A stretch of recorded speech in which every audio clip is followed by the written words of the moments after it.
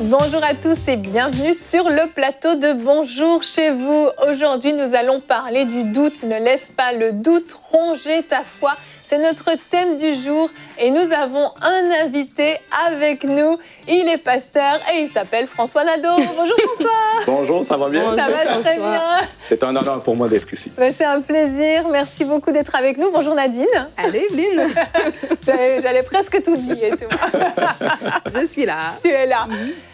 François, tu es pasteur, comme je l'ai dit, tu es pasteur de l'église Disciples de Jésus à Sept-Îles. Alors, pour ceux qui ne connaissent pas la géographie du Canada, où se trouve cette île à peu près? Sur la région de la Côte-Nord, et plus précisément à 10 heures de route de chez vous.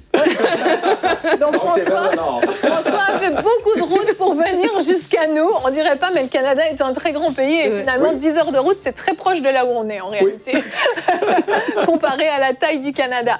Merci beaucoup d'être avec nous. Tu es marié, père de 2 enfants ennemis, puisqu'un 3e arrive bientôt. Félicitations. De 3 en fait. C'est pas un Peut-être demi. 4.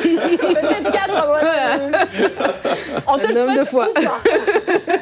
C'est bon. Et aujourd'hui, c'est toi qui vas faire la pensée du jour, mais tu vas répondre aussi à une question de Jérémy de France dans la rubrique Pasteur, j'ai une question, qui nous a demandé comment exercer ma foi pour mes finances dans ce temps de crise. Donc François y répondra tout à l'heure. Et Nadine, de quoi tu vas nous parler dans la rubrique Culture et Médias aujourd'hui? Dans Culture et Médias, je vais présenter 2 plateformes fort intéressantes, Tout pour l'Église et Consommer chrétien. C'est 2 plateformes qui offrent des services aux chrétiens, je vais en parler tout à l'heure. C'est génial, c'est parfait. Tu as toujours des belles trouvailles, Nadine. C'est comme un chapeau dans lequel tu pioches sans fin. Amen, je reçois cette parole. On peut encourager Nadine quand même parce que de jeudi en jeudi, elle trouve toujours quelque chose à nous partager dans cette rubrique et c'est pas simple. Donc bravo Nadine. Surtout dans ces temps de pandémie, il n'y a pas vraiment d'événements, de conférences, de concerts chrétiens, mais tu trouves toujours quelque chose. Félicitations. Amen. Donc François, on va commencer tout de suite cette émission dans la pensée du jour.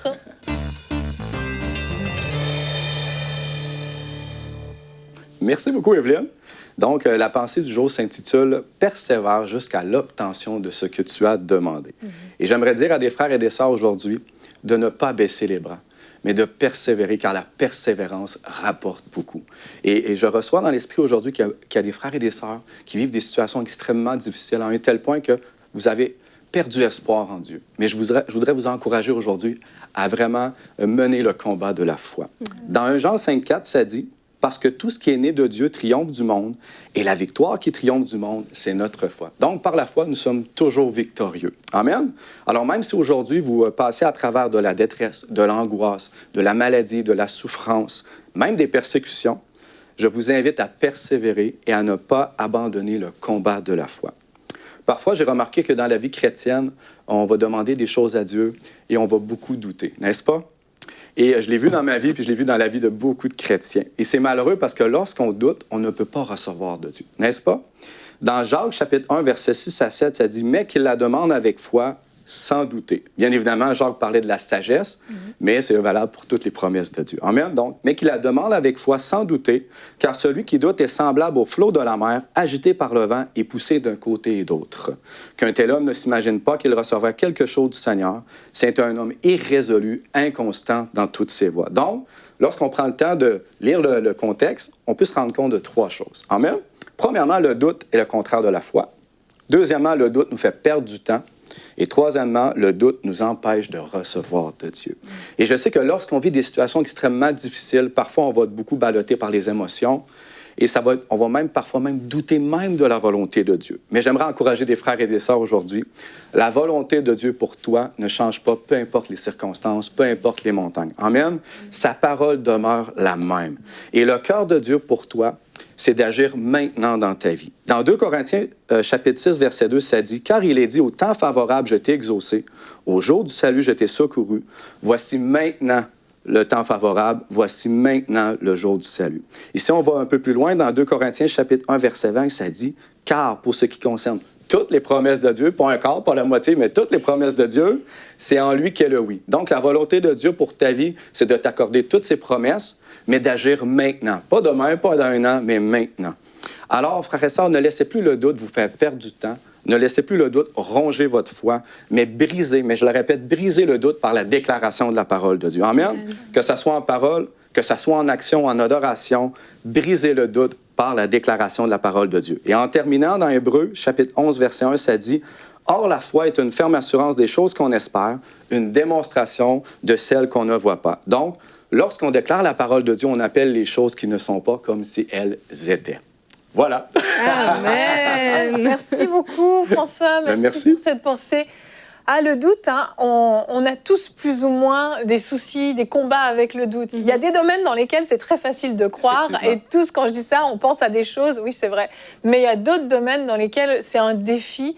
Et parce que, pourquoi on a peut-être eu quelques échecs dans ce domaine-là, dans notre vie. On avait peut-être prié et ça, on n'a pas été exaucé. Et ça, c'est comme un mini-traumatisme, en fait, dans notre esprit, où on se souvient toujours de cet échec. Et le diable s'en sert pour venir toujours, dès qu'on a un combat similaire, nous rappeler, tu te souviens la dernière fois, tu n'as pas été exaucé. Discrètement, c'est très sournois, mais ça vient installer le doute. Et tu parles des émotions, tu parles de la peur dans ta pensée. Effectivement, c'est lié à ça, le doute. C'est « et si j'étais pas exaucé? Et si ça marchait pas? Et si j'avais pas assez la foi ?» Et finalement, la peur de ne pas avoir assez la foi va amener le doute qui va anéantir la foi. Donc c'est comme un cercle vicieux finalement dans lequel on se trouve qui est compliqué. Et je vais revenir sur le verset que tu nous as partagé, François. C'est notre verset du jour et c'est le verset par excellence du doute. Hein. Jacques 1 au verset 6 et 7, vous le connaissez très bien. « Celui qui doute ressemble aux vagues de la mer que le vent soulève et agite de tous côtés. Qu'un tel homme ne s'imagine pas qu'il recevra quelque chose du Seigneur. » Moi, je me souviens quand j'étais nouvellement convertie, j'ai lu ce verset la première fois, j'ai trouvé ça un peu dur. J'ai dit, ouais, mais des fois, c'est difficile de croire. Mais en fait, c'est un principe divin. Dieu ne demande qu'une seule chose pour pouvoir intervenir, c'est notre foi. Il y a comme une loi spirituelle qui est là. Et notre foi est comme une échelle, en fait, entre le ciel et la terre qui va permettre l'intervention de Dieu, finalement. Exactement. Et moi, j'aimerais apporter aussi que le doute se forme beaucoup, oui, à travers les émotions, mais ça passe dans la tête. C'est au niveau des pensées. Et par exemple, lorsque j'ai vécu des situations difficiles dans ma vie, qu'on va parler plus tard pour les finances, le doute, lorsque tu vis une situation de crise, est constamment présent. Est-ce que Dieu va répondre? Est-ce que Dieu va vraiment répondre à mon besoin? Pourquoi? Parce que la situation, la circonstance va parler plus fort que la parole de Dieu. C'est ça qui est malheureux. Donc, on doit vraiment renouveler nos pensées par la parole de Dieu et tenir ferme et persévérer pour recevoir. Amen. Moi, il y a une parole, le psaume 119 au verset 130, qui dit que la révélation de ta parole est claire et elle donne de l'intelligence aux simples. Wow. Et cette parole-là, je me rappelle quand un jour je l'ai lue comme ça, et en fait, je me suis dit, Seigneur, tout part de la révélation de ta parole. Et donc, quand je suis devant un défi, quand je suis devant une situation que je ne sais pas par où, je prie ce verset, Seigneur, révèle-moi. Et dans la parole de Dieu, à un moment donné, je vais lire quelque chose, je vais comprendre spirituellement, je vais le recevoir comme tu dis, je vais être en mesure d'établir cette échelle entre le ciel et moi par ma foi. Et c'est cette révélation de la parole qui va me fortifier, parce que là, cette promesse, elle va être pour aujourd'hui. Je vais me dire, non, ce n'est pas juste pour les apôtres, ce verset n'est pas juste pour Abraham, il est aussi pour moi aujourd'hui. Et du coup, la révélation de ta parole est claire, elle donne de l'intelligence, et donc, ça me permet à moi, quand je lis la parole de Dieu, de voir ses promesses, d'être rassuré, d'être fortifié, et de tenir ferme, comme tu dis, de chasser le doute, en fait. Parce que trop souvent, lorsque l'épreuve dure longtemps et qu'on ne reçoit pas de Dieu, on peut abandonner. On dit, ben Dieu, ce n'est pas sa volonté, ou Dieu est occupé à autre chose. Mais la parole de Dieu ne change pas. Dieu dit quoi? On a la victoire par la foi. Et c'est ça. C'est aussi simple que ça. C'est ça. Et moi, je pense souvent à la femme, vous savez, qui est venue à la table et qui a supplié Jésus d'intervenir, mais elle n'était pas juive. Oui. Et en réalité, à ce moment-là, son temps n'était pas venu. Jésus était venu pour les Juifs à ce moment-là. Et j'aime son attitude. Tu nous parlais de persévérance. Elle a vraiment persévéré. Jésus lui dit, non, c'est pas pour toi. Et elle va réfléchir et elle va dire, même les chiens viennent manger les petites miettes qui tombent de la table. Elle était déterminée coûte que coûte à repartir avec quelque chose. Et sa foi a fait même changer d'avis Jésus, qui lui a dit non d'abord, mais qui a dit, devant une telle foi, je ne peux pas résister parce que Jésus est bon, il a le cœur de Dieu, il est bon. Il n'a pas pu résister parce que sa foi l'a obligé, lui a presque forcé la main d'intervenir dans sa situation. Alors ça peut paraître bizarre dit comme ça, mais réellement Jésus à ce moment-là, c'était pas sa mission de prendre soin de cette femme et d'intervenir pour sa fille. C'était pas le plan, mais il a changé d'avis à cause de la foi. Et on voit que si cette femme avait eu le moindre doute, elle aurait essayé, elle serait repartie devant le non. Mais là, elle a persévéré jusqu'au bout. Et c'est très très fort comme image en fait qu'elle nous donne de persévérance. Par exemple, je peux, si vous me le permettez, moi, je suis une personne qui prie beaucoup pour les malades. Donc, j'ai rencontré des gens qui avaient des cancers, par exemple un lymphome. Et du premier coup, lorsque je priais pour la personne, il ne se passait rien. C'est ça la vérité. Mais je me tenais sur la parole de Dieu qui dit que par ses meurtrissures, nous sommes guéris. Alors, je disais à la personne, je dis non, on va persévérer. Et lorsque tu vas aller voir le médecin la prochaine fois, lorsqu'ils vont passer des tests, tu vas voir ton cancer va avoir diminué. La personne m'a dit oui, viens prier pour moi tous les jours. Donc, à tous les jours, je prenais 2 minutes, je priais pour la personne. Et savez-vous quoi? La personne est allée passer ses tests et son lymphome avait diminué de 90 %. Amen. Mais j'ai prié pendant 1 mois pour la personne. Mais j'ai été tenace, j'ai persévéré. Alors, c'est vraiment, je crois que la foi, oui, c'est bien quand c'est instantané, immédiatement. Je pense que tout le monde veut ce genre de choses. Mais il y a des moments où on doit vraiment combattre pour recevoir de Dieu. Pas parce que Dieu ne veut pas, mais parce que c'est nos doutes, c'est dans notre raisonnement humain qui nous apporte beaucoup de problèmes, puis on perd du temps. On perd du temps. Mais tu sais, ça me fait trop penser quand tu dis qu'il faut persévérer, il faut combattre. Il y a une citation de Matthew Henry, je crois, qui dit que les promesses de Dieu doivent être l'objet de nos prières. Et cette citation m'a beaucoup frappée quand j'ai dit ça, parce que j'ai dit, c'est vrai que quand on est devant une situation, une montagne comme ça, où est-ce qu'on a un test, où est-ce qu'on a un diagnostic, où est-ce qu'on a une date de rendez-vous dans 1 mois, ben, l'objet de nos prières, ça va être plus les murmures, ça va être plus les plaintes, ça va être peut-être la revendication, ça va être peut-être les pourquoi moi, Seigneur, la colère, la frustration. Mais si les promesses de Dieu étaient l'objet de nos prières, je ne dis pas qu'on ne peut pas s'épancher devant Dieu. On voit dans les psaumes, David, il disait là quand ça allait mal, il nommait les noms de ceux qui le persécutaient. Il se ressaisissait à la fin. Oui, c'est ça, il louait Dieu. Exactement. Donc du coup, nous aussi, oui, on peut arriver dans la prière, puis Seigneur, je suis fatiguée, Seigneur, voici. Mais les promesses de Dieu doivent être l'objet de ma prière. Donc ça veut dire que je ne peux pas sortir de la présence de Dieu sans avoir dit, mais dans ta parole, il est écrit ceci. Seigneur, je m'accroche sur telle promesse que tu m'as donné, etc., etc. Et c'est quand on va dire ces choses-là, parce que le doute, c'est dans nos pensées, comme tu dis, mais quand on va le dire, moi, j'ai remarqué que quand tu parles, tes oreilles naturelles, elles entendent ce que tu déclares. La foi vient de ce qu'on entend. La foi vient de ce qu'on entend et ça fait ça a vraiment un impact dans l'atmosphère de ta maison, mais même toi-même, quand tu sors de là, tu as entendu ce que tu as dit dans l'esprit, tu as entendu ce que tu as dit quand tu étais plein de fois dans la prière et ça te porte aussi par rapport à ces doutes-là. Exactement. Et il y a une histoire dans le livre de Matthieu, dans l'évangile de Matthieu, qui nous parle justement du doute avec Pierre. Oui. Eh bien, effectivement, on sait que lorsque Pierre a vu Jésus sur l'eau, Pierre a voulu suivre le Seigneur, Jésus a dit « Viens », donc il lui a donné une parole. Et Pierre a porté sa foi sur cette parole, n'est-ce pas? Mais qu'est-ce que ça dit dans les versets un peu plus loin, dans Matthieu 14, chapitre 25 à 33, ça dit « Mais », ça c'est Pierre, « voyant que le vent était fort, il eut peur. » La peur, c'est quoi? L'émotion. Et comme il commençait à s'enfoncer, il cria « Seigneur, sauve-moi ». Aussitôt, Jésus étendit la main et le saisit et lui dit « Homme de peu de foi, qu'est-ce qu'il dit? Pourquoi as-tu douté? » Donc, le doute est venu par rapport à quoi? Les émotions, la peur. Et c'est vraiment très simple dans la parole de Dieu. Quand la parole en parle au niveau du doute, on se rend compte vraiment que dans la parole de Dieu, autrement dit, le doute peut être réglé vraiment simplement si on se tient sur la parole de Dieu, lorsqu'on la déclare, et au lieu de déclarer nos peurs, et même déclarer autrement dit, pas déclarer, comment je pourrais dire ça, mais au lieu s'appuyer, oui, effectivement, sur nos circonstances et nos émotions, bref. Mais vraiment, je crois vraiment que le doute peut être vraiment brisé par la déclaration de la parole de Dieu. Et je l'ai vu dans ma vie et ça a apporté beaucoup de résultats. Ben, on le voit, hein, Pierre, il s'appuie sur le viens de Jésus, et parce que Pierre, en fait, on sait comment il est, Pierre, hein, on voit sa personnalité. Il est zélé, il est un peu impulsif. Et sur le coup, il croit. Si c'est toi, ordonne que je vienne. Jésus lui dit, viens. Enfin, ça génère la foi en lui. Si Jésus m'appelle, je peux marcher. Mais tout à coup, effectivement, il fixe plus ses yeux sur cette parole que Jésus lui a dite et sur ce qu'il avait demandé même avant. Finalement, c'était comme une prière qu'il avait fait à Jésus. Ordonne, si c'est toi, ordonne que je vienne. Eh bien, Jésus lui a répondu, il a été exaucé, mais dans le chemin, justement, parce que parfois, l'exaucement est comme étape par étape. Tu vois, tu parlais de cette personne pour qui tu as prié pendant un mois. Et dans ce chemin de l'exaucement, où Dieu est comme dit, viens, il faut juste que tu fasses quelques pas. Et bien là, tout à coup, il y a un moment où on va bien partir et puis on va regarder à droite, on va regarder à gauche, on va regarder à nos circonstances. Peut-être quelqu'un va venir sur notre route, nous donner une parole. Peut-être on va avoir un rendez-vous médical. Peut-être on va voir notre compte bancaire qui crie rouge, rouge, rouge. On en parlera tout à l'heure. Et en fait, il y a des choses qui vont arriver, qui vont faire comme le vent et les grosses vagues qui ont effrayé Pierre, qui vont amener le doute. Et c'est là où je pense que dans ce chemin, peut-être certains avaient bien commencé et finalement ont été découragés par les circonstances. Mais je vous encourage à revenir à cette première parole qui vous avait donné la foi suffisante pour dire « je crois que Dieu va intervenir ». On le sait, il y a des guérisons qui sont instantanées, il y a des guérisons qui sont progressives. Et c'est le cas avec toutes sortes de miracles. Des fois, ça se fait par étapes.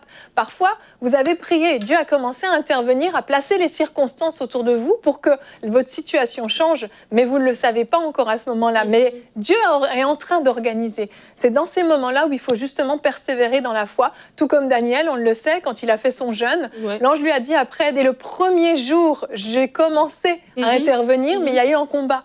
Et c'est là la nécessité de persévérer, et cette persévérance dont tu parlais qui est essentielle dans le domaine de la foi. Et c'est également le cas dans le domaine des finances. Et puis je pense que c'est vraiment un bon temps pour parler de ça. Parce qu'on le sait, certains d'entre vous, vous êtes malheureusement victimes de cette crise économique due à la pandémie. Et pour vous, c'est peut-être difficile. En tout cas, c'est le cas de Jérémie. Et Jérémie de France nous a posé cette question. Comment exercer ma foi pour mes finances dans ces temps de crise économique? Et tu me disais tout à l'heure, donc tu as une petite expérience personnelle à ce sujet. Oui, effectivement. Donc, l'année passée... moi et ma famille, on a vécu vraiment une situation extrêmement difficile au niveau des finances, à un tel point qu'on n'avait plus de revenus. On a épuisé nos coussins. Avec des enfants en plus. Avec des enfants, avec une maison, un toit à payer, bien sûr. Donc, ça crée toutes sortes d'émotions et de colère et d'incompréhension. Mais étant donné que je suis le Seigneur quand même depuis plusieurs années, je me suis appuyé sur la parole de Dieu. J'ai dit non, Seigneur, alléluia. J'ai dit, Seigneur, cette circonstance-là, ça va être un autre moyen pour te glorifier. Amen. Alléluia. Et Dieu a pourvu de façon surnaturelle et nous avons manqué de rien. C'était incroyable. Par exemple, des gens m'écrivaient, mon frère, j'ai eu à cœur de donner tel montant d'argent. Mon frère, j'ai eu à cœur de donner telle carte pour payer l'épicerie. Et c'était à chaque semaine pendant une période de 2 mois. Wow. Tu as été fidèle. Oui. Et comment tu l'as bâti justement cette foi? Comment tu l'as exercée? Amen. En fait, c'est ça. J'aimerais vraiment apporter le côté pratique de comment exercer notre foi pour recevoir de Dieu lorsqu'on vit une situation difficile. Je vais l'apporter en 3 étapes, si vous me le permettez. Première étape, autrement dit, lorsque j'ai vécu cette situation-là, j'ai été chercher ma paix auprès du Seigneur et j'ai lui fait connaître tous mes besoins. Pourquoi? Pour ne pas céder à la panique. La peur est mauvaise conseillère, on le sait. Et parfois, lorsqu'on nous sommes dans la peur, on va être poussé à réagir trop rapidement et prendre de mauvaises décisions. Donc, dans Philippiens chapitre 4, versets 6 à 7, ça dit « Ne vous inquiétez de rien ». Amen. Parfois, c'est dur, mais la parole de Dieu dit « Ne vous inquiétez de rien ». C'est un ordre, en plus. Mais ça dit quoi? « Mais en toute chose, faites connaître vos besoins à Dieu. Par quoi? Par des prières, par des supplications et des actions de grâce. » Et là, c'est le verset que j'aime de tout mon cœur. « Et la paix de Dieu qui surpasse quoi? Toute intelligence, gardera vos cœurs et vos pensées où? En Jésus-Christ. » Amen. Donc, la prière m'a aidé à revenir dans la paix. Ça, c'est la première étape. Deuxième étape, j'ai renouvelé mes pensées par la parole de Dieu. C'est très important, parce que notre vie chrétienne doit être basée sur la parole et non sur nos émotions et les circonstances. Pourquoi, encore une fois? Pour connaître la volonté de Dieu. Par exemple, comme je disais tantôt, j'étais ballotté par les émotions, les incompréhensions. Oui, la paix de Dieu est revenue, mais mon problème est encore là. C'est quand même un bon début, mais c'est pas fini. Quoi. Exactement. Donc, je suis allé renouveler mes pensées par la parole de Dieu pour vraiment comprendre, de ne pas m'inquiéter, puis que Dieu allait pourvoir à mes besoins. Amen. Pourquoi? Parce que dans Romains chapitre 10, verset 17, ça dit « Ainsi la foi vient de ce qu'on entend, et ce qu'on entend vient de la parole de Dieu. » Donc, la parole de Dieu, elle a animé ma foi, à me redonner de l'assurance et de l'espérance que Dieu allait intervenir dans ma vie. Ça, c'est la deuxième étape, mais on n'arrête pas là. La troisième étape, toute simple, j'ai commencé à déclarer la parole de Dieu jusqu'à l'obtention de la réponse à mes besoins. C'est ça le truc. Donc, je n'ai pas déclaré mes peurs, pas déclaré mes doutes, mais j'ai déclaré la parole de Dieu. Donc, à tous les jours, même si une peur venait dans ma tête, je disais, non, Seigneur, tu vas pourvoir à mes besoins selon ta richesse. Je n'ai pas à m'inquiéter, Seigneur, tu pourvois à mes besoins. Donc, j'ai fait cela pendant environ une semaine, même si tout me montait le contraire, même si le compte de banque était rouge, même si ma femme était plus dans l'inquiétude que moi. Mais à un moment précis, quelqu'un m'a écrit, m'a dit, mon frère, Dieu m'a parlé, parce que j'en ai pas parlé à notre assemblée. Là. Personne n'était au courant. Tu as gardé ça pour toi. J'ai gardé ça pour moi avec Dieu. J'ai dit, Seigneur, c'est toi qui vas prendre soin. Amen. Et Dieu a pourvu. Et même ma femme en était témoin, puis elle était émerveillée par la grandeur de Dieu. Et j'aimerais dire à des frères et des sœurs aujourd'hui un petit encouragement vis-à-vis de cette pensée. Vous êtes pas orphelins.